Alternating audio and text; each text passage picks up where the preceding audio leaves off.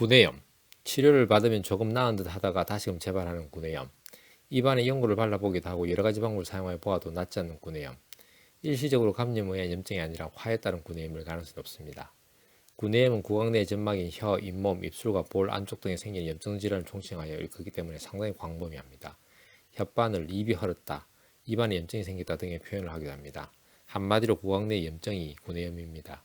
구내염의 증상 중 가장 흔한 것은 통증이거나 불편한 증상이 있는 것입니다.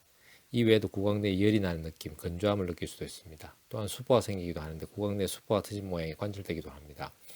식사에 관련되어서는 입속이 붓고 입을 움직이기 힘들어지고 말하기 어려워질 뿐만 아니라 음식물을 먹을 때 따갑고 삼키기 어려워지는 것을 비롯하여 미각이 변하는 등 식사에 관련된 기능장애가 생깁니다. 식사를 제대로 하지 못해 체력저하로 이어질 수도 있습니다. 구내염의 원인은 실화가 울체되거나 후화가 상승한 경우거나 비기가 허약하여 양기가 부족한 경우라든지 성생활 등이 과도하여 신장이 상하거나 상어가 망동한 경우로 구분됩니다. 구내염의 원인을 살펴보면 일단 가장 큰 범주로 화라고 보시면 되겠습니다. 물론 동일하게 화에 의한 상태일지라도 허실을 먼저 구분해서 치료의 범주는 달라집니다. 생각이 많고 마음이 많이 썼을 경우, 오랫동안 피로가 누적된 상태, 기름기가 많은 지방질이나 술을 지나치게 많이 먹었을 때 등 화를 조장하게 되는 생활습관이 원인이 됩니다.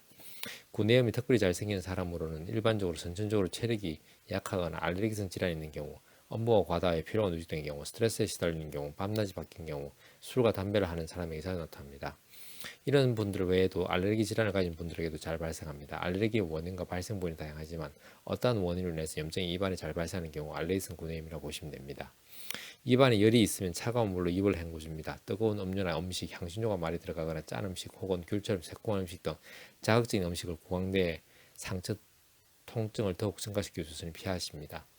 염증 부에 소금물로 입안을 헹궈주거나 과산화수소와 물을 1:1로 섞어서 그 용액을 손 면봉을 이용해 병변 부위에 붙입니다. 수포 열감이 심할 때는 상처 부위에 얼음을 대주는 것도 좋은 방법입니다.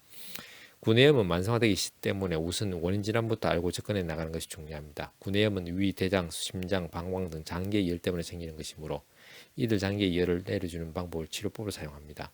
구내염은 구강 청결이 제일 중요하며 자극성 물질은 피하는 것이 좋으니 치료 중이나 후에도 이 부분은 조심하셔야 합니다. 한의학은 과학입니다. 한의학은 철학입니다. 건강은 균형입니다. 동양 한의원은 균형입니다.